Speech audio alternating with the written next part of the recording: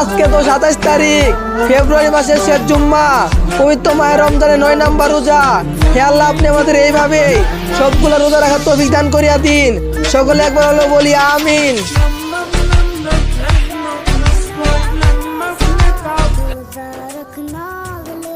अंदर